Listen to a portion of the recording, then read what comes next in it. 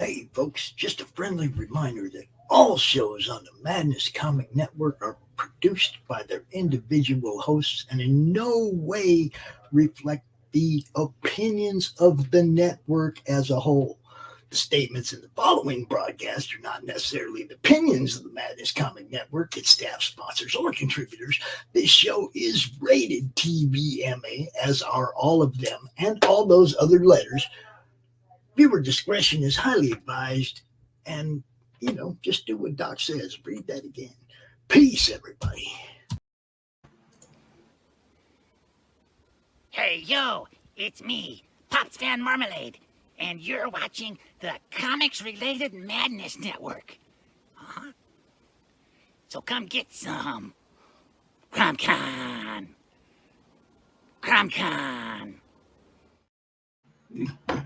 That's Pops' little avatar there. I hope you don't get mad at me. I think that we got some sponsor stuff I'm supposed to run, but I don't know which ones it's supposed to be. So Pops can't be here. It's going to be wild.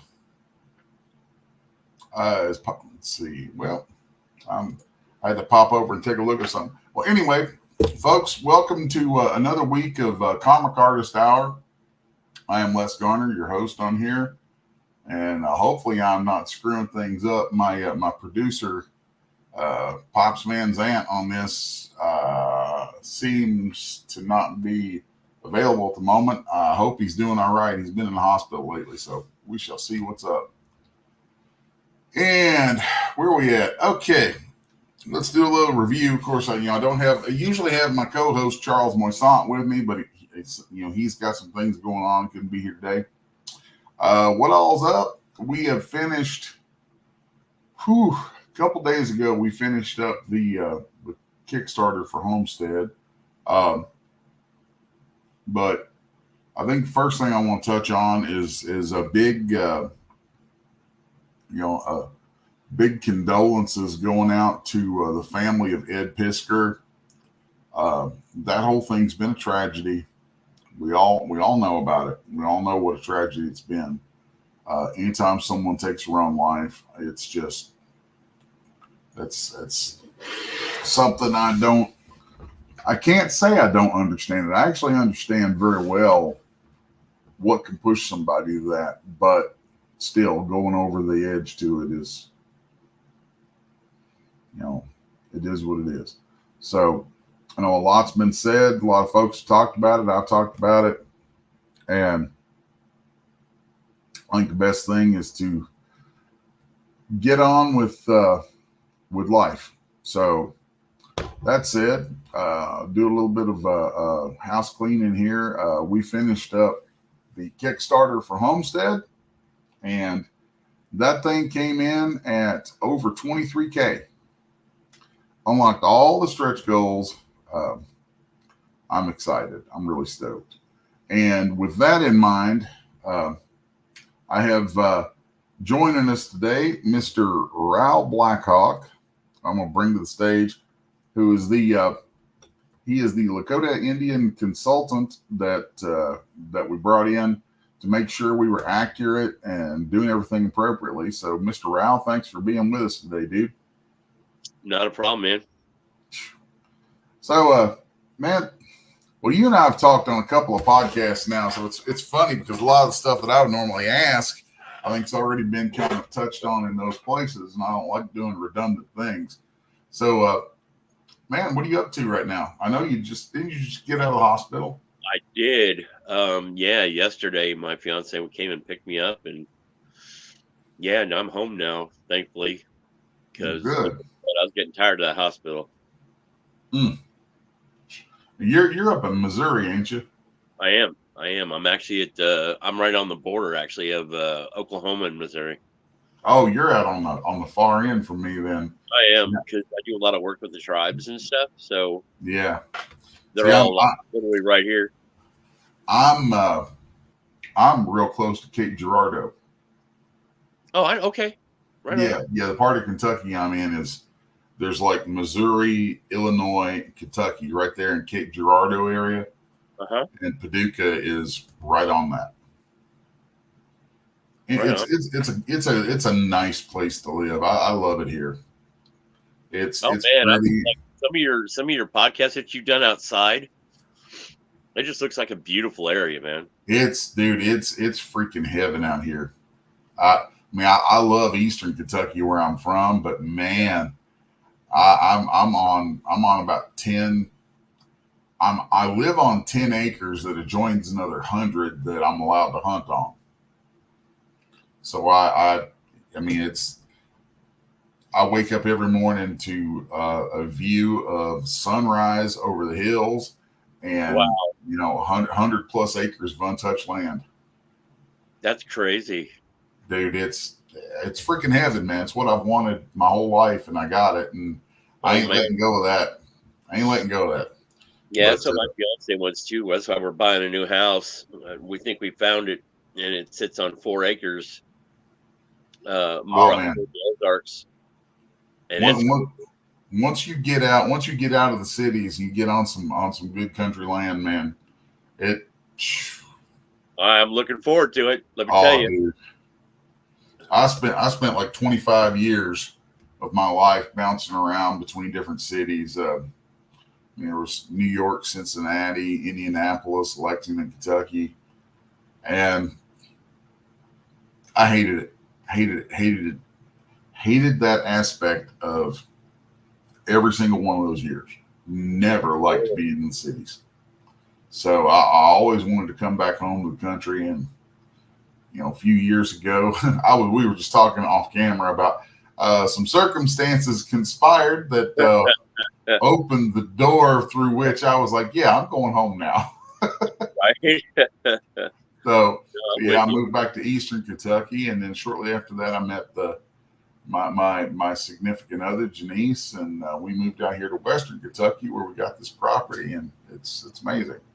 So, well, dude, it's good to have you on and everything. Tell me a little bit about yourself. I mean, I've heard some stuff, but tell the viewers a little bit about yourself, man. Oh wow, I'm a pretty simple guy, man. Grew up in South Dakota. Got tired of the winters. I'm like, I'm getting out of here. And but I was adopted out when I was 5 years old. That's when I was left the Sinkanji Reds, Rosebud, and my adoptive family was a military family. So my adoptive father was in the Air Force. I was actually adopted out into in New Mexico, in Clovis. And then after my adoptive father got out of the service, they wanted to move to Texas. He was going to work for my uncle out there. And I spent a lot of time in Texas. I'm like you, man. I'm kind of done with the big cities. I've done, Houston, Austin, Dallas, Corpus Christi. I've even done the island out there in Chicago. I've done LA. I've done Bay Area. And I'm just completely done with it. That's why I live in Seneca. Seneca's just a nice little town here in Missouri, right on the border of Oklahoma and Missouri. And my fiance and I are buying a house pretty soon. That's going to be like more toward the Ozarks, more land. Just kind of grow up in our own place, our own like little piece of heaven, if you will. Oh yeah. So, and we're both big gardeners and things like that, and which I'm looking forward to that. But I'm a pretty simple guy, man. Just pretty much live with the beliefs of my ancestors and live that every day and do everything I can to support the tribes. And I can appreciate that. Yeah, do a lot of charity work, and that's about it. That's cool, dude. So what got you hooked in with Dirk and all this crazy bunch, man? So, wow. Again, this is a crazy story. So I was in a group on Facebook, and I started talking to Dirk. I want to say the pandemic was still pretty prevalent. So this is like 2020. And he put a message into the group that was looking for a Lakota, somebody with knowledge of Lakota culture and language, and needed for this story I'm doing. And nobody really answered him. They kind of, oh, well, you need to talk to this person, or you need to talk to that person, but nobody was just like, hey man, I'm free, I'd be happy to talk to you. And so I piped up and said, hey, Dirk, I'm here. I'm pretty versed in my culture, and I am 3/4 Lakota and 1/4 Eastern Band Cherokee, and I can help you with the culture part of it and the language part of it, and if you're looking for authenticity. And he said, yeah, let's get together and talk about this. I said, yeah, definitely. And we contacted each other later on Messenger, and next thing you know, we started talking about it. He kind of related the story to me, and I said, wow, this sounds really amazing. And I guess Dirk had done like 10 years back of research on Lakota speech, Lakota language. But when I looked at the actual script, I was like, oh, okay. No offense, Dirk, but where did you get these words from? And he was like, this has just been my research. And I'm like, okay, they're kind of displaced. And some things were just need to be streamlined, really. And Dirk and I started talking about it, and then we started sharing stories about each other and realized we had a lot in common.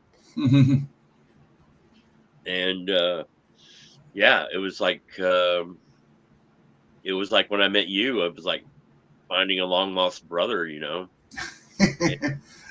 a bunch of us crazy folks, man. We kind of blunder our way into each other, and it's like, oh crap, it's like sames, Yeah, definitely. Like, I never got really a chance to talk to Dave very much, but like I got to talk to Drina and Joe a little bit here and there, and she, we were kind of kindred spirits as well. And oh, she's cool. She's a cool lady. Yeah, I love Drina Joe. She's so nice. And for those who don't know, Drina is the editor on Homestead. Yes, she is. And she's one of the best in the business, man. Yeah, she is the editor on most of Dirk's projects. And then Dave Lentz was the letterer. Yep. And Colin, and his last name always escapes me. I feel terrible about it. But Colin, yeah, Colin was the colorist on it. So yeah, that's kind of the rundown of the whole crew. And of course, Dirk Manning was the writer. I'm the artist on the thing. So I don't know. I think in the beginning I felt really kind of a bond with you and Dirk. There was just more of that commonality. Of course, we later came to find out we had a lot more in common than we thought. Yeah, you and I got a lot in common, man. A lot in common. So I think that was kind of a kismet thing. Oh yeah, it's really wild sometimes, when you find out some of the backgrounds and histories on people, and how that opens the door to learning about a lot of things that maybe what's the way to put it? It's like there are things that have happened in our history, like the history of the country, the history of the different states, and so on. There's things that like we were I was telling you guys about how there was a big thing in the late 60s to early 70s of Native American babies getting adopted by people. There was like a lot of people adopting Native American babies. Yep. And there was a ton of that going on in Eastern Kentucky. And, I was raised probably, I didn't know until just about, God, maybe 4 years ago that I was raised thinking that I was in large part Cherokee Indian, and come to find out it wasn't Cherokee. It was actually Sub-Saharan African. Yeah, I was basically raised believing that I was a quarter native, and I'm actually apparently quarter black, which was really wild to find out. But the whole thing about it was that there was a whole group of people from, I think, South Lebanon, somewhere in northern Africa, who came to the United States in like I'm going to say the 1880s or 90s, something like that, who many of them would take on the they would take on the identity of being, they would claim that they were, some brand of Native American, because in spite of all the problems that comes with that, those were less problems in their eyes than they were going to have being seen as black or Arab. So they're like, well, we can pass as this, which is at least going to be marginally easier. And that, because of that, I was raised thinking one thing and come find out it was another. And what's wild is because of that, it ends up putting my perspectives on things in weird frameworks. It's like you grew up thinking you're one thing, or you're part one thing, and it's like, okay, I can relate to that. And I did a lot of stuff through the years, learning a lot of things about the history, because I was like, oh well, if I'm a quarter Cherokee, then I should learn that. I should know about that. So I learned a lot of stuff about a lot of Native American history. Only to find out later that I was completely wrong. And it was wild. And of course, when I was a little kid, I think I mentioned this story in another podcast. I had real dark hair as a little kid and was very ruddy complected. And everybody in the I shouldn't say neighborhood, because it wasn't a neighborhood, it was an old country road, but everybody on that road knew that I was adopted. And probably one of the wildest memories I have of my father as a little kid was of course the little kids would pick on me all the time about it. That was always a thing. I never got to be the Lone Ranger. I was always freaking Tonto. And I'd always, and of course, and now that I know that I'm part black, I'm like, motherfuckers, he was based on Bass Reeves. I'm taking the lead on this one. But anyway, yeah, there was I remember an evening in my dad's old country store where these old men would come play cards, and sometimes they'd have their kids with them. And one of these old men says to my dad, it was a cold night, and he said, "Why don't you have your little engine baby throw some coal in the stove?" My dad stood up at that card table, pointed at the door, and said, "Sir, I am demanding you leave my establishment. How dare you?" And I can't remember what all he said exactly, but he lit into that guy. He was like, "If anybody else ever wants to talk about my son that way, you're welcome at the door." So, it was wild. And it's, of course, and I look the way I look. I mean, I know I look like a big white hillbilly, but, having an experience like that as a kid really, really tweaks your view a little bit, So, and then getting older, finding out what I found out, and it's just nuts, man. It's just one of those wild things. There's all kinds of wild stuff that comes from being an adopted kid, and which I know, you can relate to. So, and it's funny because I end up in conversations about things like this all the time, because being in entertainment, you just do. It just comes with it. Yeah. And there's lots of times I find myself biting my tongue on things. Lots of things I want to say sometimes that I'm just like, because I know that the visual and the assumptions from the visual of what I look like, they're going to be like, who the hell are you to say that? Who the hell are you to think that, to do whatever? And it's just like, the thing that I take away from it is like people, and I think I'm probably kind of going heavy on this stuff right now because of what just happened with a fellow comic book professional, Ed Pisker. Yeah. Which, you're clued into what happened with that. Yeah, Dirk and I were talking about it yesterday. Yeah. And, where all that kind of leads me to is like, I look how I look, you look how you look. We do the things we do. People can look at us, but they have no idea. They have no idea who we are, what we do, where we've been, what our experience has been. And it's none of their damn business, honestly. It's like all that stuff just reminds me all the time. It's like, unless you see the thing, you can't judge the thing. Sure. Yeah. So yeah, it's wild, man. Now I think there's a lot of stuff that we got in common coming out of those kind of things. Totally. I mean, my adoptive parents, they, I was never supposed to find out. Like they were telling me I looked like the Hungarian Italian side of the family. And I'm like, okay. I knew in my heart back then that like, okay, well, you're telling me this, but I don't believe it.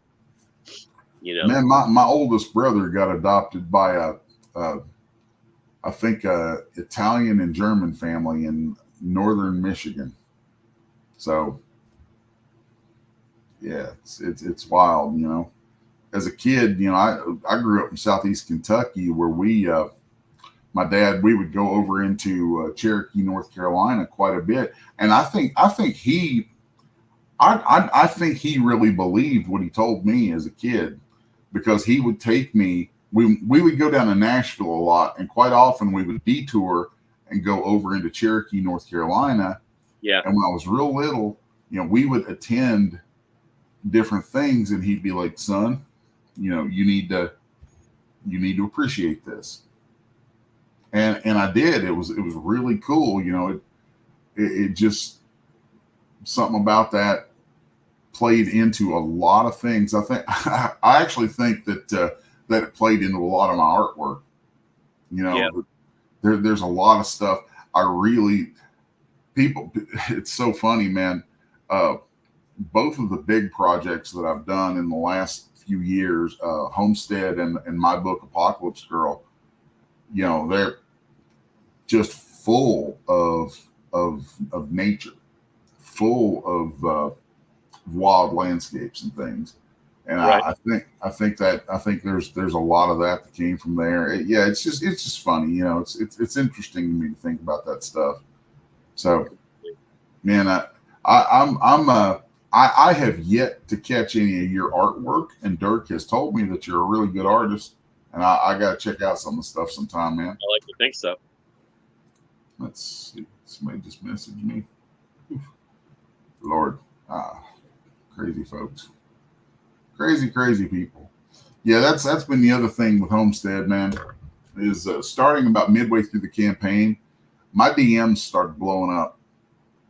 Just getting DMs and calls all the time from people. I think I've picked up 1, 2, 3, at least 3 new books that I'm going to be drawing for different people because of it. Wow. Yeah. Awesome. I mean, it's pretty crazy. Now, do you ever get out to any comic book shows, man? Yeah.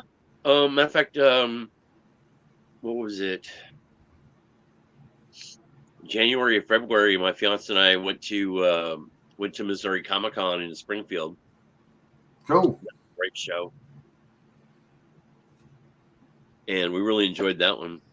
Got to see some old friends, but yeah, I try to get out, and keep, in with the trends and what have you. And I don't get out to many anymore like I used to, but yeah, we go to a couple. Missouri Comic Con is always a good show, and they have some pretty big names there. That's one I would definitely be interested in doing. Oh yeah, dude, huge. I mean, it's not so huge that you get lost in the ocean of people. Not like the one I'm about to be at, because here in a couple of weeks I'm going to be at C2E2. Oh, C2E2 is huge. Yeah, it's my understanding is it's one of the 3 largest in the world. It is.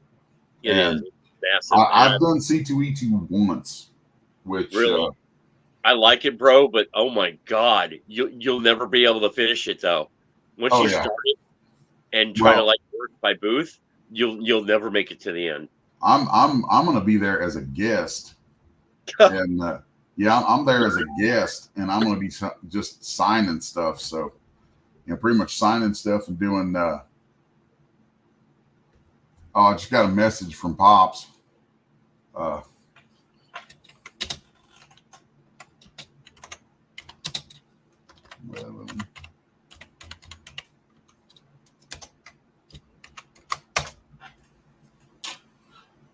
That's funny.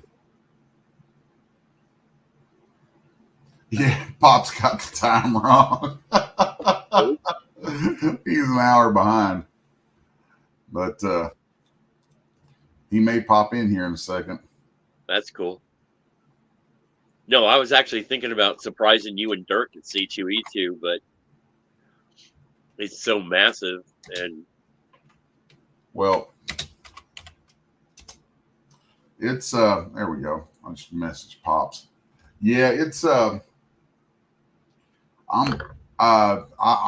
wasn't planning on being there actually. I was doing a smaller show outside of Chicago a couple of weeks ago, and the folks with Comics Illustrated magazine happened to be at that show, and I didn't realize they were going to be there. Wow! And I've done a couple of articles for them, and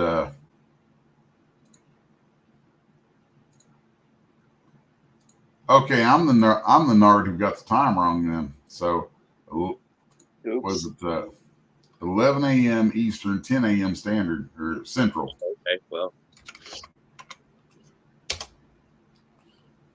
So I'm gonna message Pops here. Another hour less. The time zones kill me, man. We could go on for another hour if you need me to.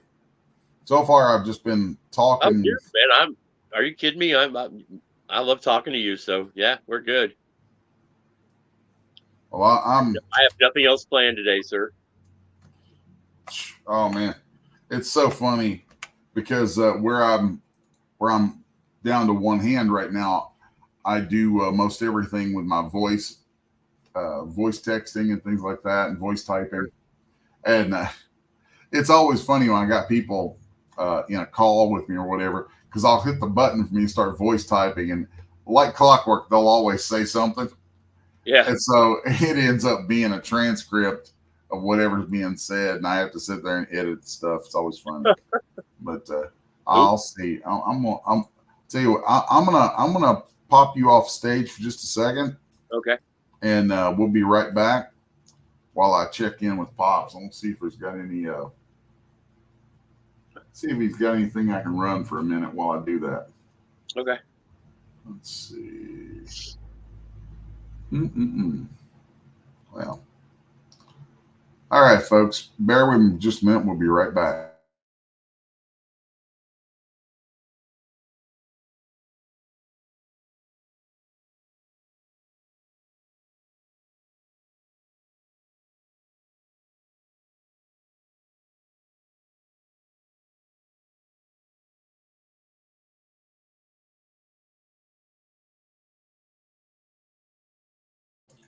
Just doing a little check-in there with Pops for a minute.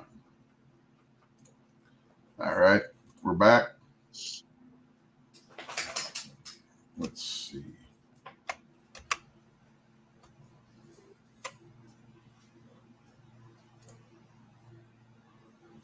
All right.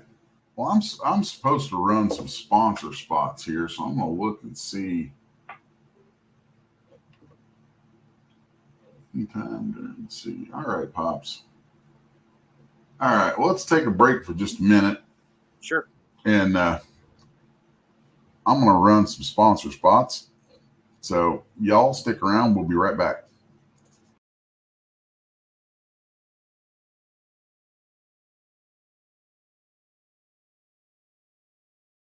The future. The final frontier.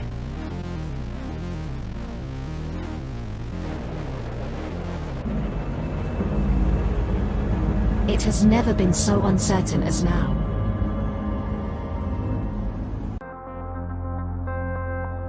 AI, VR, haptic wear, nanotechnology, mass destruction with a remote click.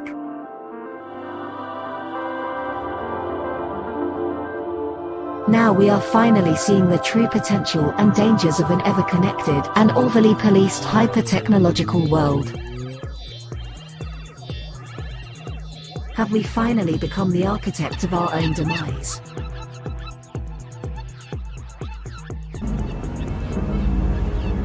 Is there still hope?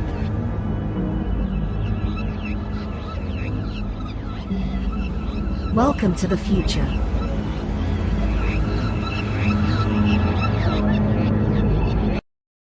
Welcome to Punk Droid.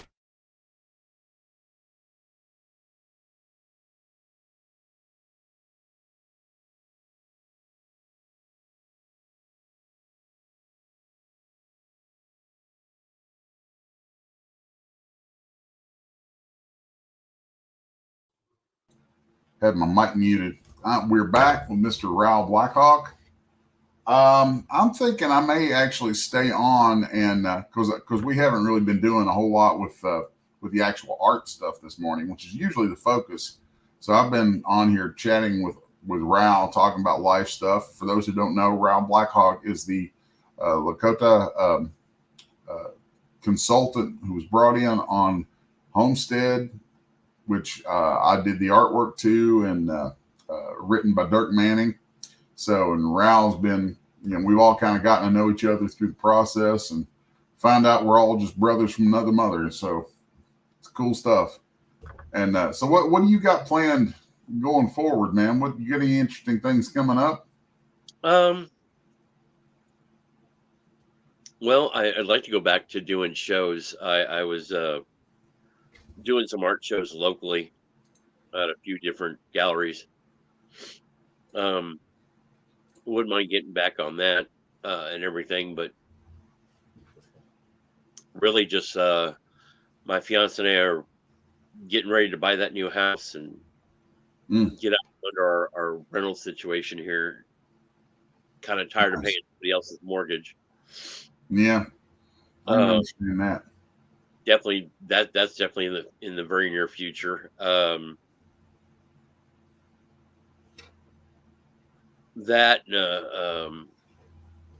pretty involved in the pagan community around here and up in Springfield, where my fiance is from. So, and of course, the work I do for the tribes. I'd like to do a lot more of that. It's just been hard ever since I got my amputation 2 years ago. It's been a little harder.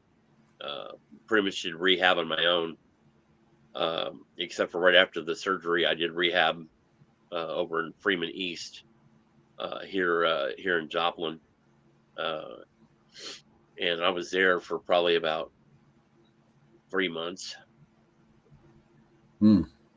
But physical rehab, something I definitely know a little bit about, given what the last year's been like for me. So I bet you're one of the few people that know what I went through. So it's like trying to relearn to walk again. And yep, they were just like, well, if you want to be in a wheelchair, we can send you to a nursing facility and blah blah blah. And I'm like, no.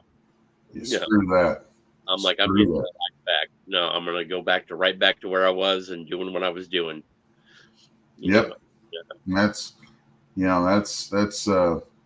You know what? I had a double stroke a year ago, 13 months now. Wow. So I was in the hospital for 6 weeks. You know, 4 of it being inpatient rehab, relearning how to walk and getting trained. I like their approach. They were training me on what I needed to do once I got out to keep making gains. So, and that's after this couple of doctors said I'd never walk again. I was like, I will walk out of this damn hospital. That's right. That's right. Yeah, they told me the thing, and they're like, you know, we can always send you to a nursing facility. We can always get you a wheelchair. And I'm like, no. That's not an option. Yeah, they finally got the prosthetic correct, which took them better part of 2 years to finally get done. But got a great prosthetic now, and you know, I pretty much walk like I don't have a prosthetic. So wow. There's at the gym that I go to, I haven't spoken to him, but there's a guy who I see sometimes in there, and I love it. This guy comes in, and you see him walk in, he'll have sweatpants on, and I'll be in the pool, and I'll see this guy walk to the other side of the pool. He'll pick a lane, and then he's got his bathing stuff under the pants, and he'll drop those pants, and you see that both of his legs are gone. Yeah. And he's walking on these metal prosthetics. Right. And it's like, damn. He'll sit down, unstrap them, throws himself in the water, and then starts swimming his laps. And I'm like, no factor, man. Thank you very much. That's badass. Yeah. Completely, man. So, you know, it's funny because I mean, my left arm, it's working better and better. It's coming back a little bit. It's a little swollen today, but you know, there's a lot of stuff I'm starting to be able to do with it. But I ended up teaching myself how to swim one-handed. That's awesome. And that's a pain in the damn ass, dude. I bet it is. That is not fun. But over the last week or so, this left arm has started like to almost instinctively start to reach out when I go underwater, and it's starting to do different strokes and things, and body remembering. Yeah. And you know, it's very strange. It's you know, it's like all the mechanical stuff is still there and still good. Yeah. And you know, I've been a martial arts guy for a very long time. Muscle memory, man. Martial arts and weightlifting, and so all the machinery is still good, but the connection to the brain was screwed up with the structure. Yeah. And it's just a matter of it's so funny, man. It's like it's brute force. I mean, it is like there's no other way to describe it. You know, if you have a neurological injury, you can get things back, even though they tell you can't. But my God, the attitude that it takes to do it. I mean, there are always days like today's one of those days where I'm like, oh God, I wish I didn't have to do this stuff today. But you know, it's like what's the alternative? You just accept where you're at, or you know. So you know, it's messed up because you know, it's wild for me talking to somebody who's had something removed, because there have been times in the course of this where I have said I think I would have had an easier time emotionally coping with it if it had been an accident where I just got it lost or something, because I've got it, all the machinery is right there. I can see it. It kind of works, but then it kind of doesn't. Some days it works better than others. And right. It's just like, you know, sometimes I find myself just screaming at the damn thing, like, why won't you listen to me? And, you know, it's like, it sucks. It sucks terribly. But then, but then I remind myself, you know, it's like, but I do have the hope of getting that back. So, yeah. But man, it's badass that you know, you get up and you get back to it. You know, that's I can't imagine.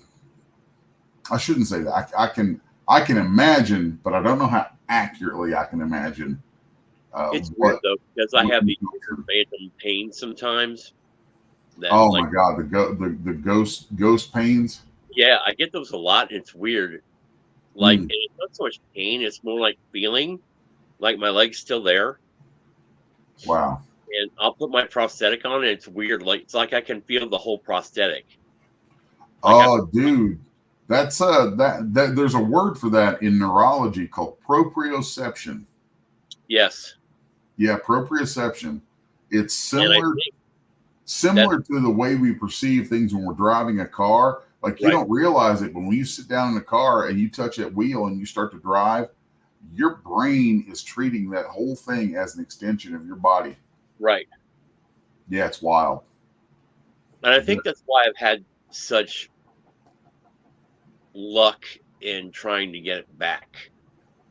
When I put my prosthetic on, I can feel, it's like even I can feel the toe of the prosthetic. Like my amputation's like 6 inches below the knee. So I don't have the rest of my leg at all. But when I put the prosthetic on, it's like I can feel the prosthetic. It's weird. And wow. It's actually helped me to walk better. That's crazy, dude. That is crazy. We've got a couple folks join in here. Showrunner Pops Van Zant and my usual compadre Charles D. Moisant. So I'm going to bring them to the stage. Awesome. So hello, Pops and Charles. I'm just here to produce backstage. I'm not part of the show, man. All right. You want me to pop you back off here? You know, Hey, you can pop yourself off there. There you go.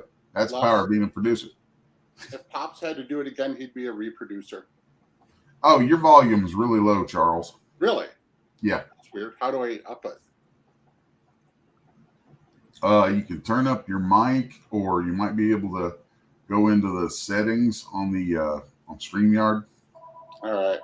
Let me just try to see what's going on. Let me see if I can edit your mic settings here. Hold on a second. Say something now. Acquaintance, Mr. Blackhawk.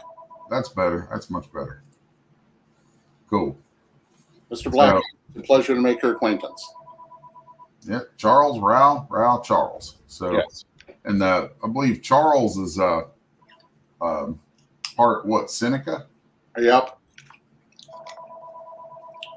Somebody got a phone ringing? Yeah, it's on my side. Oh, It happens. That's funny. Yeah, I also did a comic book for the American Indian Health Services of Chicago, and it's actually in the Field Museum's permanent archive, which is kind of fun.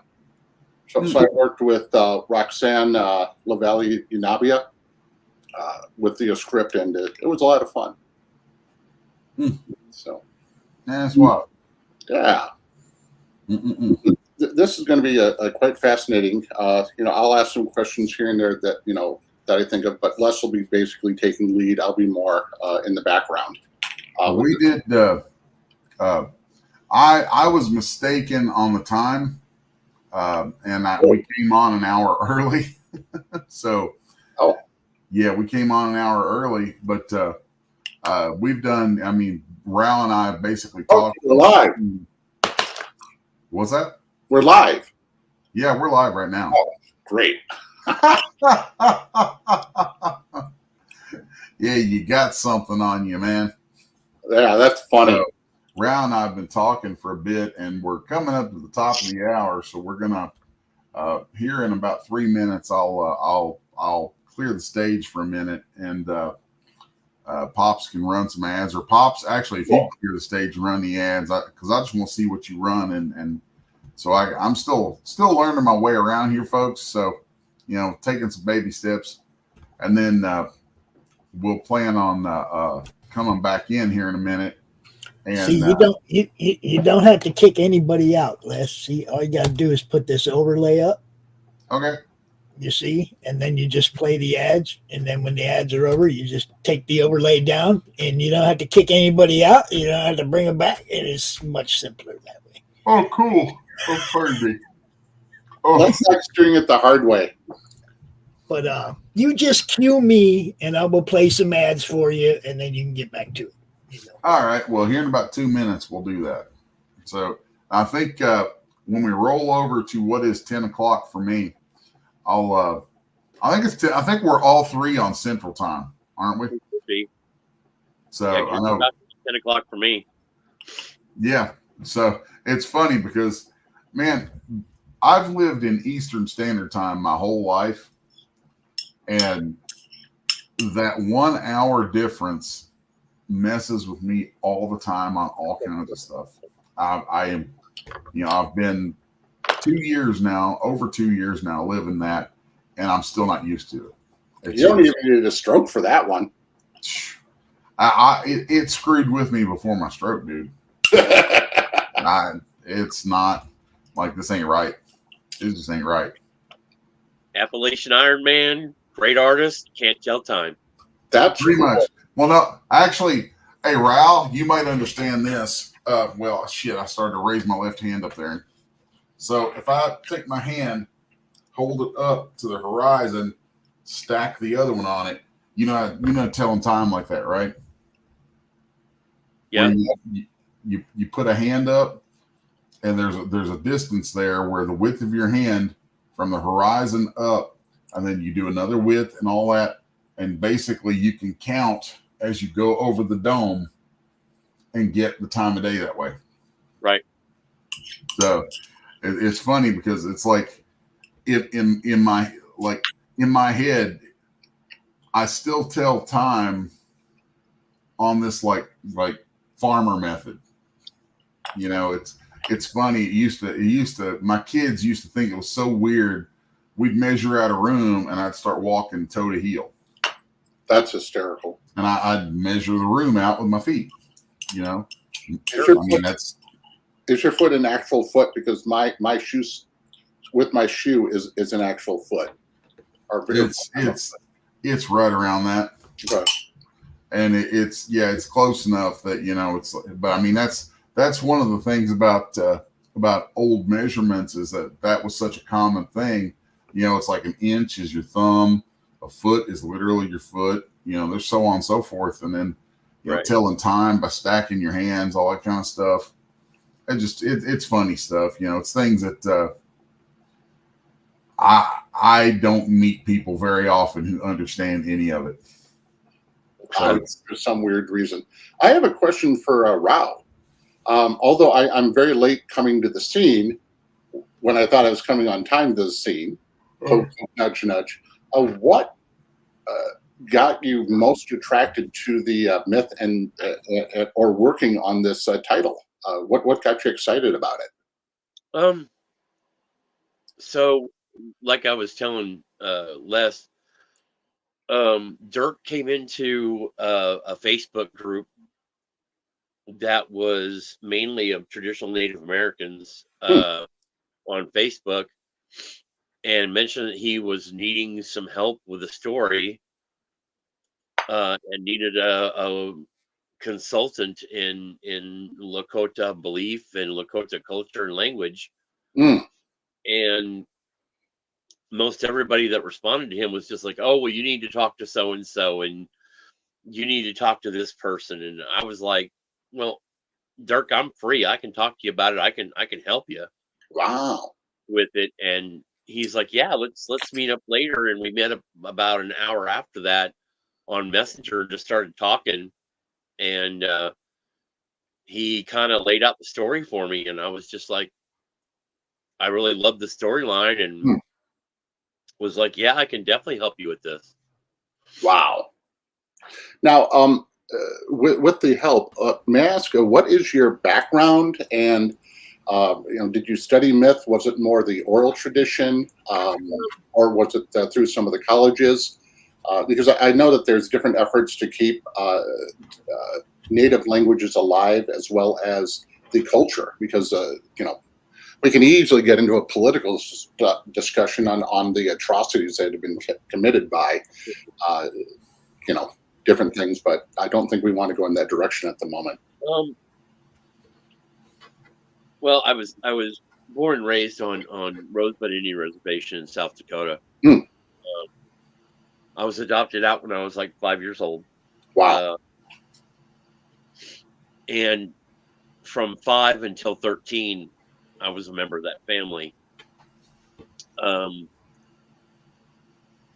I decided that life wasn't for me. I actually got emancipated. Oh, State of Texas. at 13. 13 years old. That's amazing. And decided that I needed to find out who I really was, and kind of went on the journey from there. When I was 16 years old, or just after my 16th birthday, I found my real family. And it kind of went from there, and I just had this thirst for knowledge about who I was and who my family is, and I had to relearn my language and relearn the culture and pretty much everything. And my family is very understanding about it. And here, kind of, I came under that passion for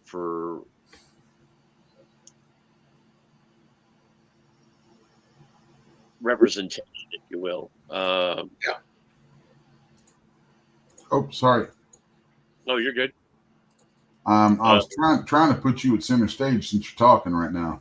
Oh, so and that kind of became part of who I was. Yeah. And when Dirk came to me, I was like, well, this is just another vehicle that we can use for understanding and for universal connection. And Dirk was all for it, and but he wanted to properly represent the Papa Lakota people, and I'm not Hunkapapa, but I have family who are. Oh, wow. And so I wanted to very much represent, that part of the story. Okay. Excellent. What with some of the story, what were some of the high points and maybe even personal difficulties for that journey? From the pieces that I saw, and I had the good fortune of seeing Les go through the story and seeing pieces of the script here and there. Right. But you had the full scope. Now, Dirk wrote, and then you would look at and then suggest, or what was your process? So Dirk would send me the storyline in documents where I could actually make changes and streamline the script in more of a Lakota vision, if you will. And I could show him kind of like, I think there's one excerpt in the book where the medicine man, Maka, is he's saying something to the effect of he's doing somewhat of a ceremony to where the warrior in the book is he's starting to shapeshift into the wolf. And Dirk had in the original script that he was have this maniacal kind of evil grin on his face, and I'm like, that's not the culture. That's not how he would react to that. He would be more of a sullen, more of a in meditation type of almost a peaceful face while this was going on, because he was allowing the energy of Tunkasiya, or Wakantanka, who is our god, that power would be a conduit through him into the warrior when he shapeshifted into the wolf. So stuff like that, interactions between Weya and I can't remember the warrior's name now. It's drawn a blank. We'll just say the warrior for now. When you read the book, you'll all know. Dude, I'm terrible. I drew the damn thing, and the names all escape me. Yeah, but please continue, Rob. In Akasita. Akasita, thank you. Yeah, Akasita. In native belief, you have two sides of everything. Mm. You have the actuality of what is on this plane, and then you have the spiritual understanding of what that is on the other side. And I wanted there very much to be that duality, and especially the relationship between Akasita and Maka. Yeah. That there's those two roles that intertwine together of the spiritual and of the warrior at the same point.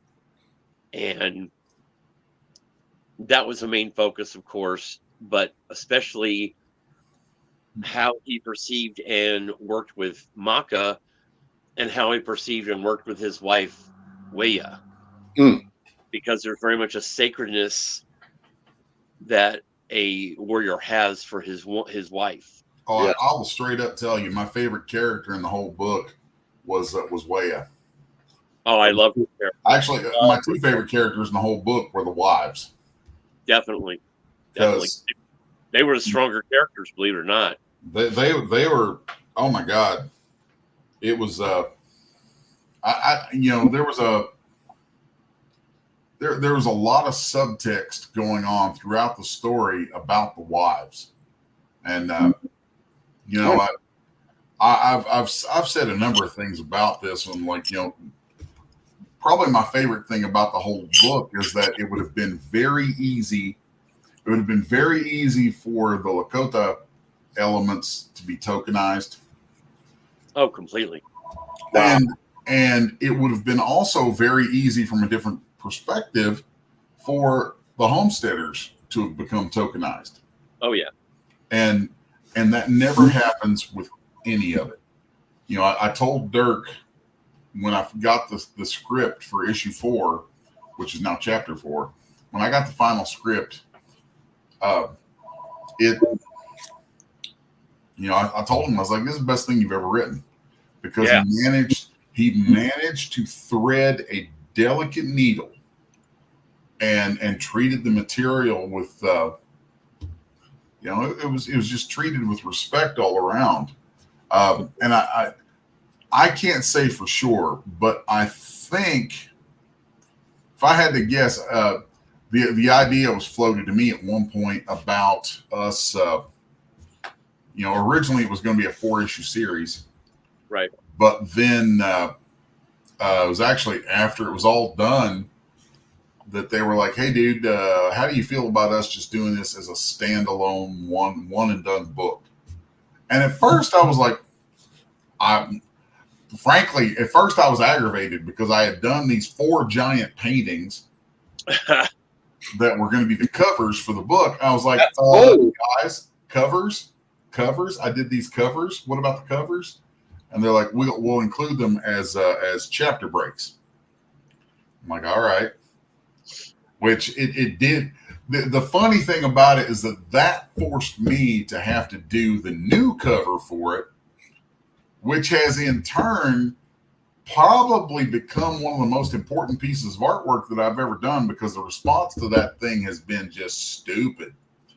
And that final piece, I actually did that. That was the final piece of artwork I did for Homestead, was that cover. And that thing has opened a wild number of doors for me already. So, and it's not even on stands. I'm just like, oh my God, this is great.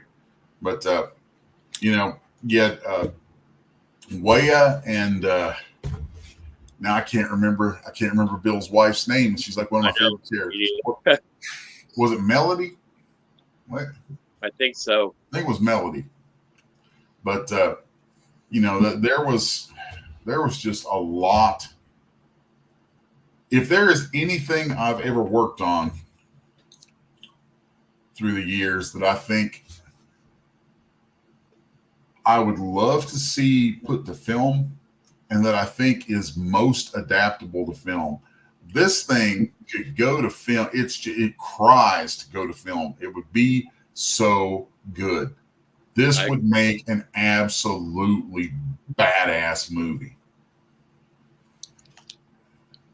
I got another question for Rao. Oh. Let me interject for a second because we did just pass the top of the hour, and I want to give Pops a chance to run The commercials. It is now time for the commercials. run the ads for our sponsors. You will have ads for the sponsors. We love you, sponsors, and come on and come all. So, Pops, if you don't mind, if you would take it away, please. Yes, and if you have pop in a bottle, open it up to let pop out, but don't drink it.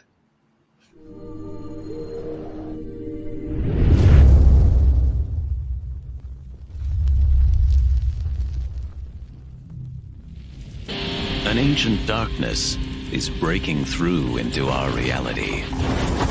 The overlords are coming.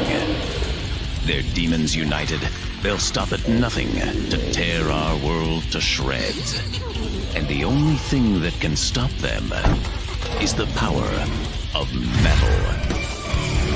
You have been chosen by the gods of metal to lead this crusade of finger-shredding fury.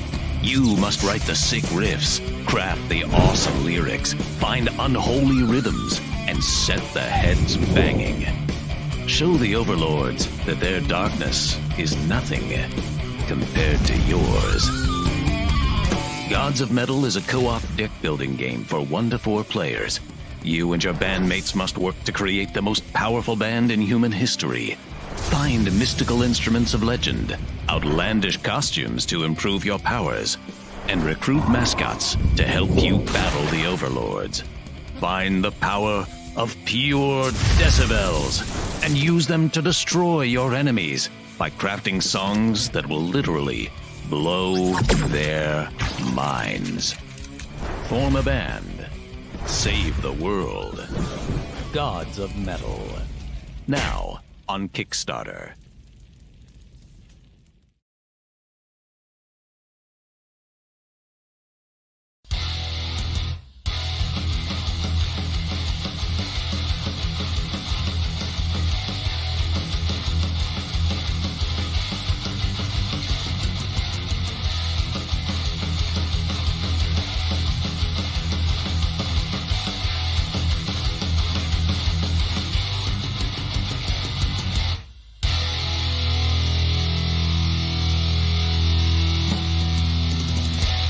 Flip City Magazine is just really pulling out all the stops, man. Your guys' production value of this magazine has gone insane.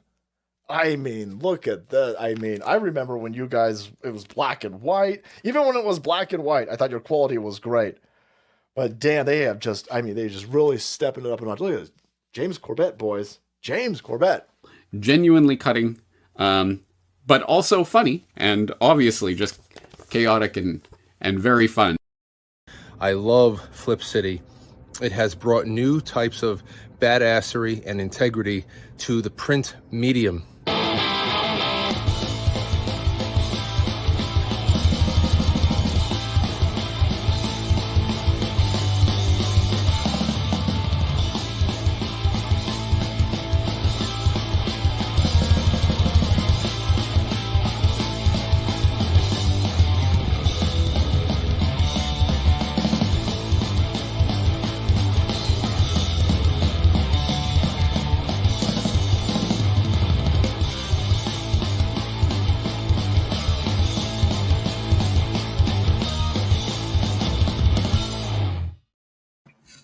Oh, dude. That Gods of Metal game, I'm actually going to go check that out after this because that looks hilarious. I'm like shades of Death Clock, man. Because I was just about to say, man, it reminds me of Death Clock so bad.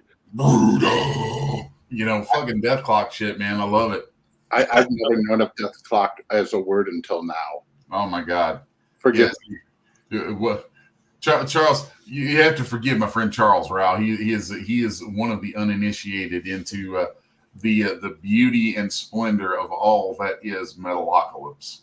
Oh, yeah, I've seen bits and pieces of it here and there, and I know a couple of the animators. So Rao, you've never done the murder face style national anthem, have you? No. Charles, there's an episode where Murderface plays the national anthem with his with his dong. If you liked the Gods of Metal, I got one more thing to show you. Are you ready? Are you ready? Yeah, let's see it. Check this out. We just Mr. Chris, what up? Also, Chrisgau from rock and roll band Five Finger Death Punch.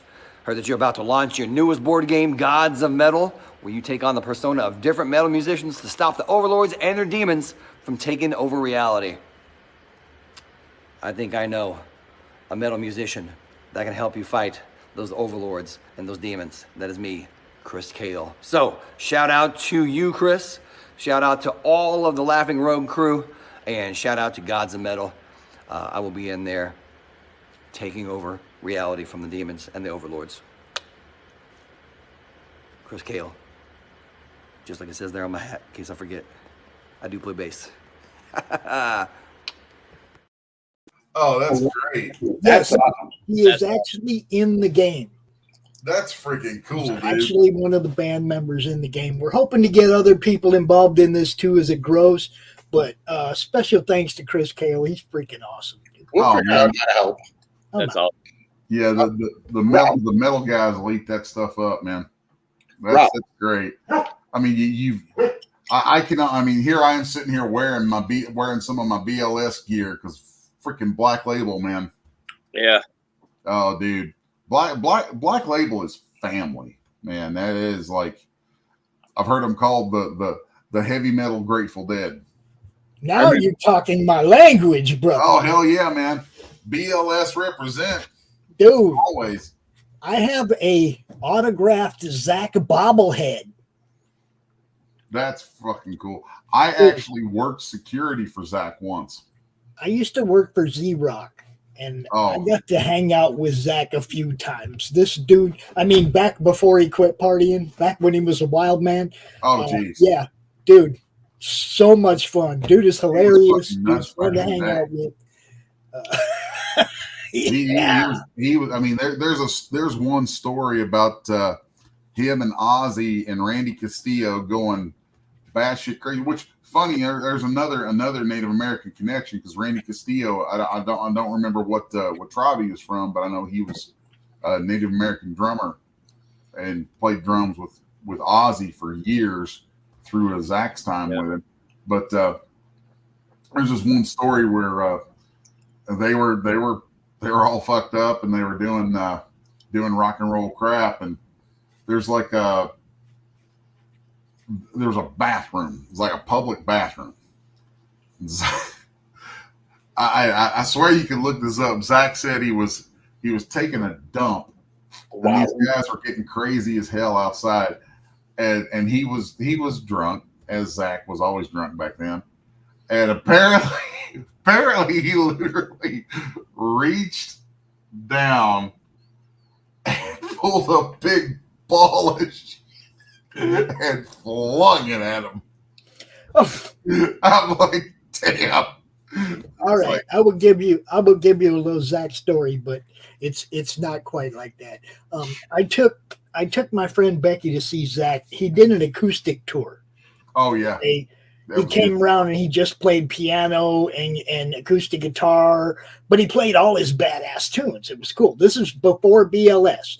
This is the Pride and Glory era. Oh yeah, back the Hangover music era. Dude, good stuff, right? That Hangover. What was his production company called? Leonard Skinhead Productions. Was the name of the production company that did the album. Yes. But the album itself is amazing. There's ballads, there's heavy smash metal. It's just amazing music. And that's where I found Zach. Okay. And then when I got to go see him do the acoustic show, it was amazing. But I took my friend Becky to see him. And you know how the women's bathroom lines are always super long and the women got to stand there in line to get in the bathroom, right? So I'm hanging out with her at the bathroom line, and this is a small venue, a bar called Gibson's in Scottsdale, Arizona. So it's a pretty small venue.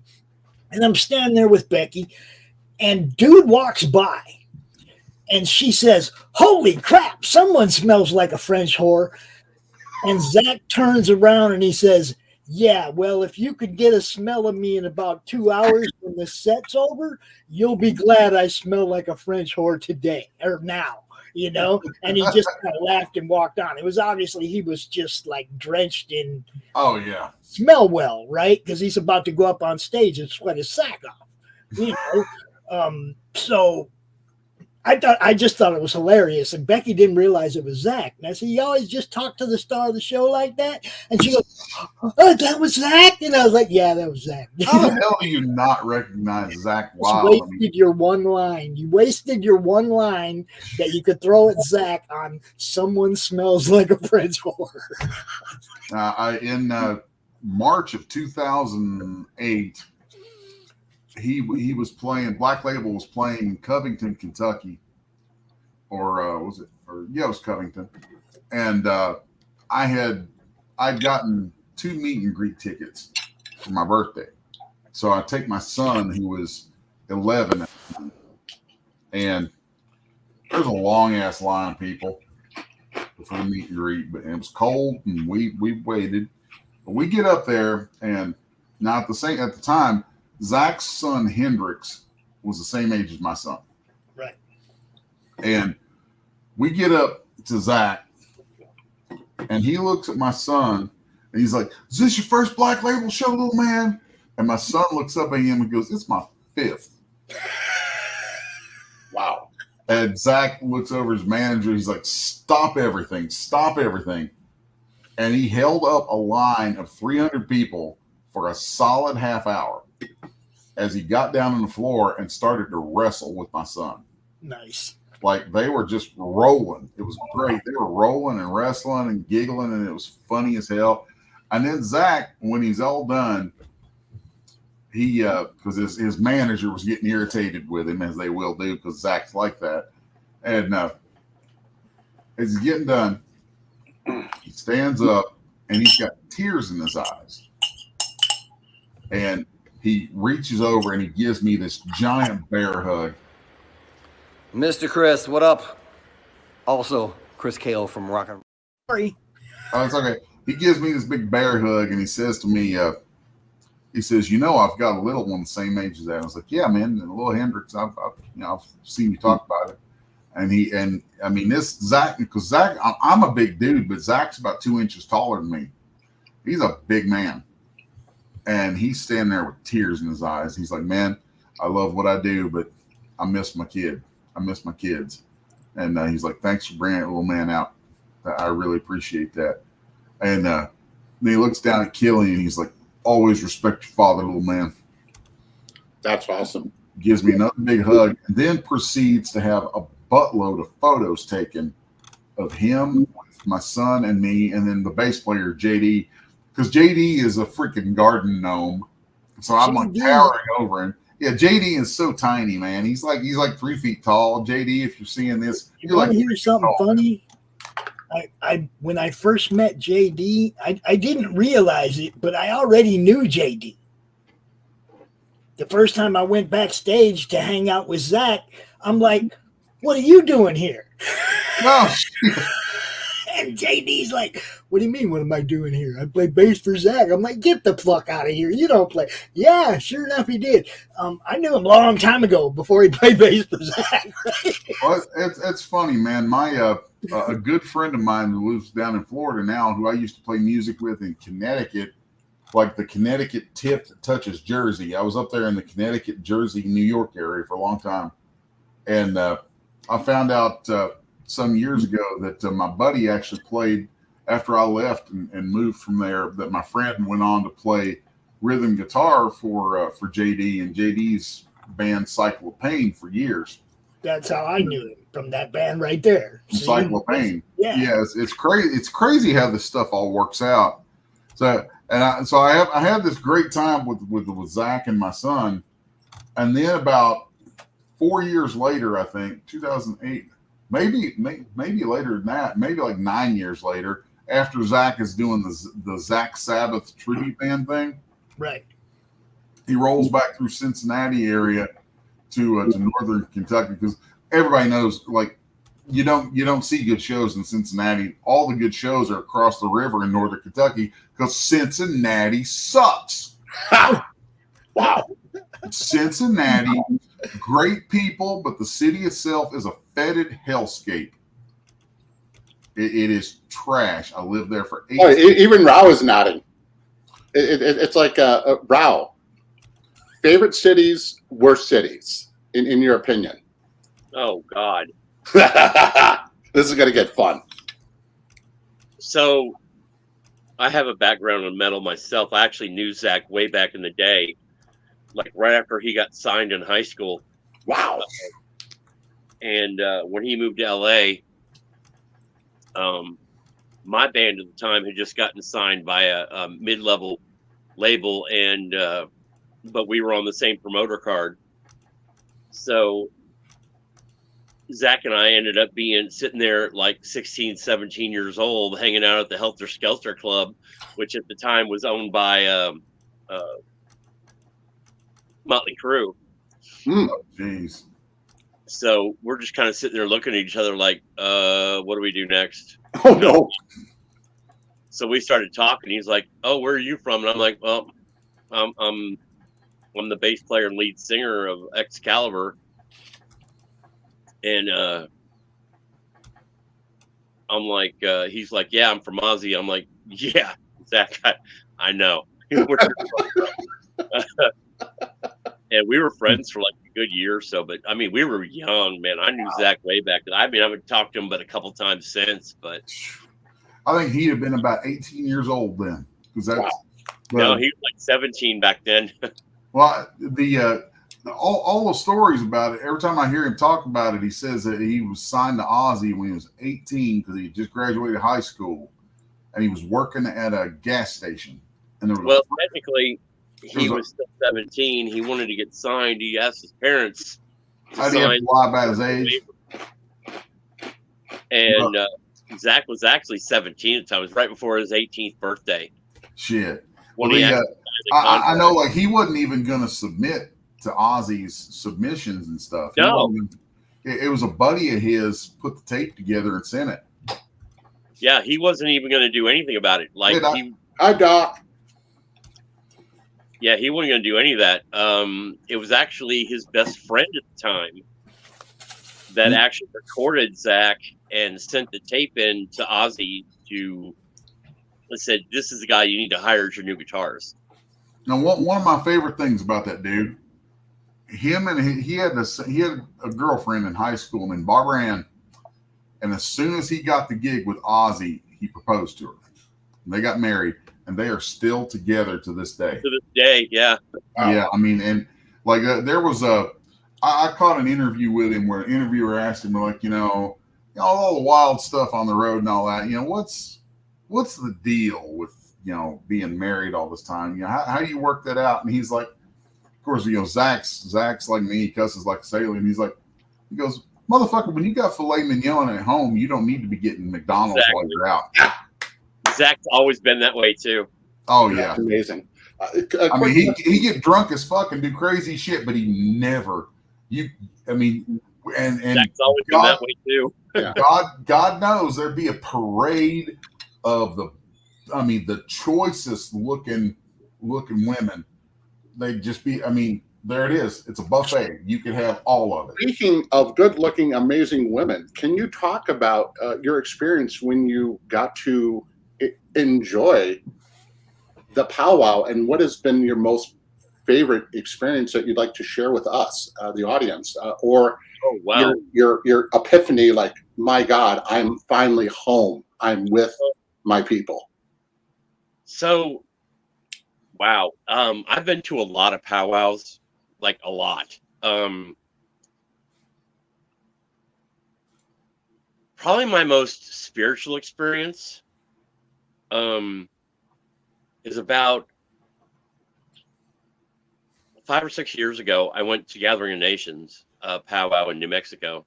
It is the largest powwow literally in the nation.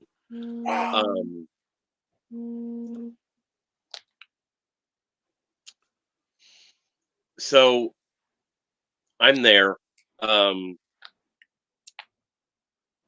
And I really wanted to experience Gathering of Nations for myself spiritually. Mm. Mm. So I went by myself. Wow. Gathering of Nations. And this is like, I was kind of on a spiritual journey at that point because I was about to leave for the protest at Standing Rock. Yes. And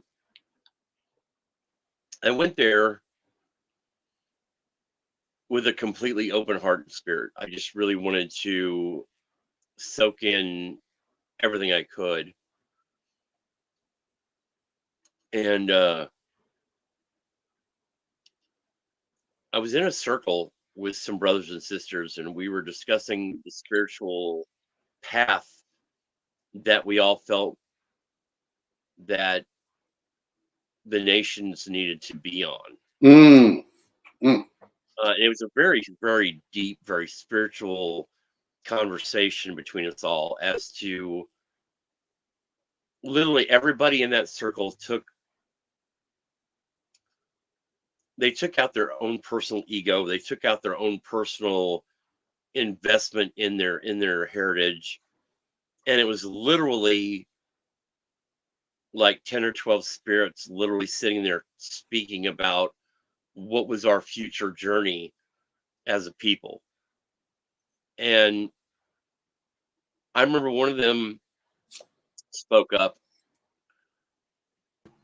and he said, you know, I'd really like to see the nation stand up and be counted. Mm. I'd really like to see us invest in our heritage and literally share our culture with the world. And I looked at him and he looked really familiar to me for some reason. I couldn't figure out why. Yeah. And he's like, I'd really like us to make a spiritual stake in the world as to what's going on in the world, Mm-hmm. but the Native American feeling and the Native American spiritual aspect of what that is. Yes. And I looked at him and I said, you know, I think you're right. I think it's been a long time coming that we finally stand up and be counted. Yes. And I think that people need to know that we have a very valid, very spiritual claim. Yes. In all this. Yes. And we sat there and we all grabbed hands and we prayed together. Okay.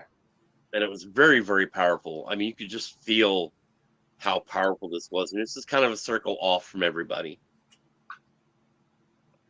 And when we finished the prayer and we broke circle, he came up to me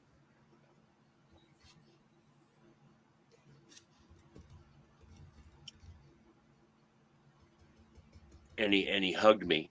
Mm. And he says, you know, I really completely spiritually understood what you were saying. Yes. And I looked him dead in the face and I realized who he was. And I said, people don't understand who you really are. Mm. And I was like, I don't think people really understand your spiritual strength in who you are. And I said to him, I said, and I want you to know that a side of who you are in the world, that your spiritual side is much stronger, much more prevalent. Mm. That is true.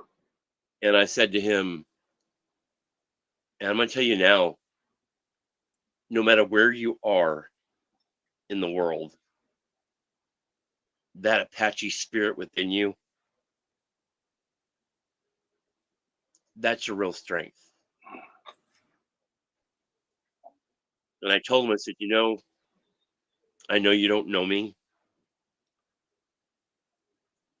But if you ever need anything, I'm always going to be around. And I hugged him and I said, you know, Anthony, as big a fan as I am of yours, and as big a fan as I am of the Red Hot Chili Peppers, they don't really know who you really are. Yeah. Spiritually. And we held hands together as brothers, and he looked me straight in the face and said, I knew you knew who I was. And I was like, your music has meant a lot to me in my life. Ah. But songs like American Ghost Dance, Yeah. Fight Like a Brave, that's your spirituality coming out in music. And he's like, he looks at me and he says, that's the first time anybody has ever seen what I was trying to write. Wow. I never really talked to him again. Yeah. But that spiritual moment definitely sticks in my mind. That's incredible.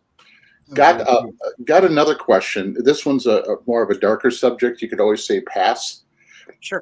What can you share with the audience about MMIW? So, MMIW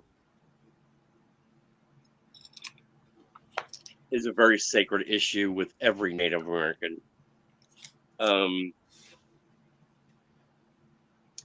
And for those of you who don't know, MMIW is Missing and Murdered Indigenous Women's Movement. I have an aunt who went missing for about 6 months. They eventually found her remains.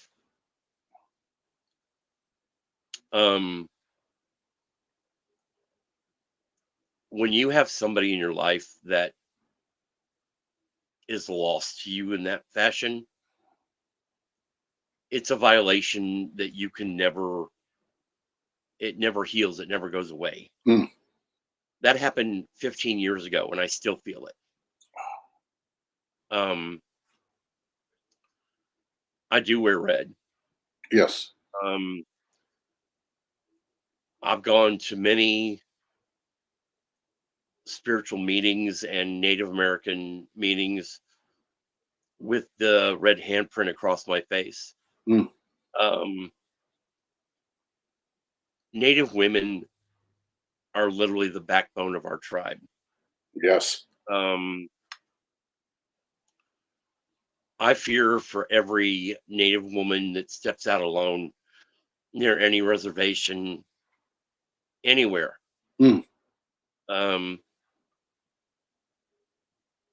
The saying, and we all have this saying that's 2 seconds from our lips all the time, no more stolen sisters.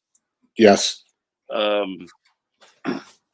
That for me is very abundant in my life because I truly love and care about all the women in my life.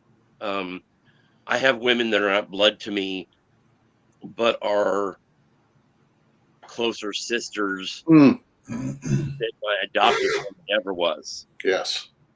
So it's a very prevalent topic to every Native American. I don't think it gets the notoriety that a lot of other issues get. Which it should. You're Native American. Yeah. For me, it needs, I think it needs to be broadcast across the world. Agreed. Because it's not just Native women from America that are having this happen to them. When I say that we all bleed together, I'm not just talking about Native American tribes. I'm talking about every First Nation female and tribesmen across this world that First Nations title is a badge of honor. Yes. That I personally believe needs to be adhered to. One of the things I have a huge problem with, and this is nothing on BLM or the Black Right. America or anywhere else for that matter. I understand their plight,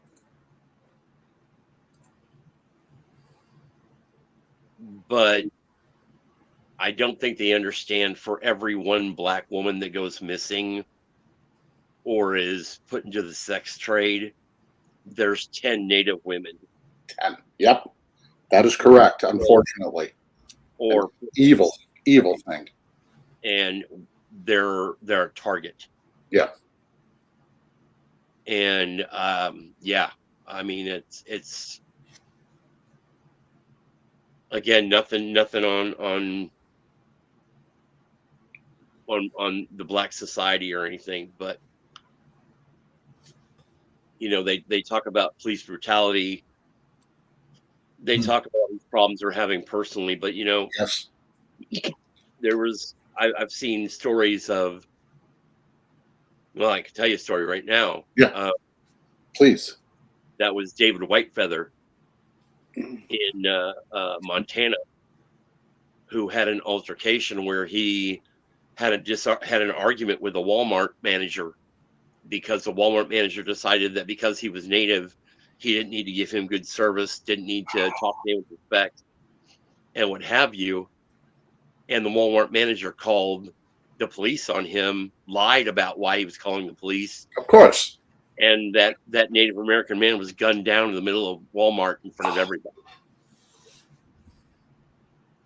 And for every one Black story you see about something like that, there's 10 Native stories that are like that. Oh yeah. In fact, and forgive me for getting the gentleman's name. There was a gentleman arrested at a protest in Washington, and every year there's calls to release this gentleman who's been in jail for years and years and years. I can't remember the brother's name, but you know, it's just. I think so. Yeah, Leonard Peltier's been in prison. That's it. Yes. Yeah. It's just, you know, why? They have no evidence on him. There was never any evidence. There was never anything. Yeah. The man literally has been incarcerated in federal prison for 50 years. Yeah, since the 70s. Right. Yeah. Right. It's just evil. I'm going to switch it to leave with a kind of a fun mood. Tell me, or us, the audience, because we want to know, what are some of your projects that new project you're working on? What is it that you love about the language, sharing it, teaching? What has been some of your greatest joy about connecting with your true heritage and overcoming the past? Well, and I'm going to go back to kind of what something Les said. It's strange to wake up one day and realize that you've been lied to your whole life. Wow. Or made to believe one thing when a completely different thing is the truth. It's a very hard wake up. Yeah. And no matter where you go, here's the problem I've had most of my life is the fact that I didn't live on the reservation my whole life. Yeah. And I choose not to. I choose to live in the real world. Okay. And in a situation like that, and especially the fact that, you know, me being adopted out at a very young age, you know, it's kind of like mainstream society doesn't want you because you're too Indian, and the natives don't want you because they feel you're too white. Yeah. I have a mainstream education. Yet I've been privy to very deep spiritual, almost secretive understandings of beliefs of the Lakota people. Yeah. And the Cherokee, for that matter, and a couple other tribes. The part of the tribal family, as I call it, that has embraced me tightly. Yeah, I mean, trust me, I've come across my haters and what have you all my life, and that's fine. They can hate. I could care less. It's a part of the tribal family that has seriously come to my aid, who accepted me with open arms. I love the Lakota language because English was not my first language, and my biological family had a pretty hard time breaking me of it, and some other situations. I bet you're glad they did. Yeah. and to this day, if I really don't have a lot to do with them, but going to different powwows, going to different spiritual meetings, and what have you, the part that embraces me, the part of the tribal spirit, has been incredible. I've had some incredible experiences. I was actually invited to a tribal meeting. This is years and years ago. Yeah. But I was invited to a very deep spiritual tribal meeting in California. And for 3 days, we went up in the mountains and communed with the spirit. And the most incredible things happened during that meeting that made me fully understand that the spirit of the earth, the spirit of Wakantanka,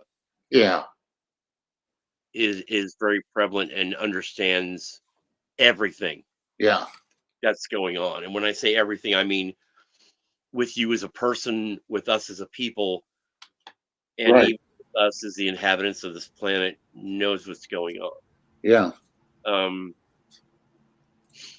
And he made himself very prevalent to me. Good. And it was just that communing and that literally leaving the modern and mainstream world behind for it to happen that way. Man, that kind of thing is impressive. Kind of a big part of why I live where I live. And exactly. People hear me talk about it all the time, but Charles has been here numerous times. Yes. It's around, I have a guest room in my house. Finally. You've always got a place to be. You know, you can, I appreciate that. You can always crash here. You know, my recommendation, and you know, given that you're of the Native American inclination, I'm imagining you probably hum a little bit. and if you don't, it's time to start. You should. So come out here sometime in November. It's deer season, man. Ain't no deer season like deer season in Kentucky. Yeah, I bet. Yeah, I've had deer on a reservation up in North Dakota with the Chippewa, and although it was good, Les's deer was amazing. I mean, wow. So that's going to be some fun. Let me tell you something, man. Where I come from. Hold on, Les. Hold on. Rob was going to share something. Well, we've actually got to wrap things up pretty soon. Okay. So I was just going to say, where I come from, you know, in a lot of places, hunting is a sport, and where I come from, it ain't a sport. It's like, you know, especially when I was little, it was part of it, man. you know, he's like, you're on the farm, you raised animals and stuff, and you did that, but then you hunted, and that was a serious thing. So Sure. In Michigan, hunting is life. Oh yeah, man. Oh boy. Yeah, he's up in Michigan. I know they got some serious hunters up there. We have some serious hunting land up here. That's Uncle Teddy's stomping ground up where there. Where I live, we are right on a migration run. Ooh. I watch deer walk up and down through this yard all the freaking time, man. I got videos on my Facebook of me stalking the deer in the hood, right? I love my deer meat. Well, guys, it's been fun. This is kind of got turned into, because of my mistake, a special extra long edition. Where we Thanks, Lass. Had my new friend Raoul Blackhawk on here. Raoul, for folks who may come in late and didn't catch an introduction, Raoul is the Lakota Indian consultant who worked with us on Homestead. So Homestead with Dirk Manning as the writer and myself as the artist. We just wrapped the Kickstarter. Thank God. Woo-hoo! Oh my God, it's a nail biter running those things, and we broke 23K. So, well, how cool, Raoul, how cool did that feel when you saw that happen, knowing that you're a piece of it, that your work is being seen by the world? Well, like Les and I were talking about this earlier, and I mean, I expected it to do well, but not that well. It really blew my mind. With Dirk's writing ability and Les's art was amazing, and just to be part of that was just a true honor. And I can't, Thank you, man. You know, and Dirk and Les are brothers now; they're family. That's awesome. You know, so I mean, two incredible friendships came out of it, and my friendship with Brina Joe. I mean, I couldn't have asked for a better situation in this, and because I'll be honest with you, I had no idea what I was getting into. You know, and I'm glad I did. I'm glad I was the first one to pipe up to Dirk and say, you know, yeah, I really want to be a part of this. I really want to help this situation. So yeah, very blessed for that. Well, man, it's been great getting to know you. It was great working with you. You know, super cool. Like I said, you know, come out and crash at my place. Come deer season, man. We'll hit the woods. We got about 110 acres back here that we got free reign over. We still have a story to write too. You know? Yes, that's a conversation. I put a pin in that. So we were on a podcast together the other night, and a story came up that I was like, "Damn, we need to do that." So yeah. I'm gonna call it on that. That's a good note to stop things on. And Pops, you can take it away, brother. Hey, everybody, Dirk Manning here, the writer and creator of numerous comic books and graphic novels, including Nightmare World, Tales of Mystery, Brave but Not Dead, all kinds of stuff. And I am super excited for you because you are getting to watch right now, right this moment, out of all the things we're going to be doing, you're getting to enjoy and revel in the Madness Comic Network. And that is awesome. Thank you for being here.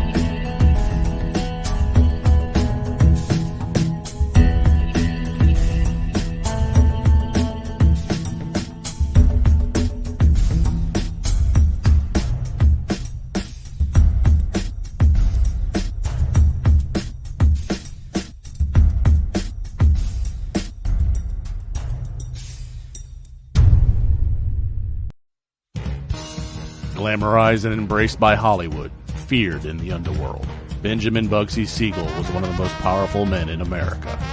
He was also one of the most hated. The man who gave birth to Las Vegas was gunned down in the luxurious home of his glamorous lover.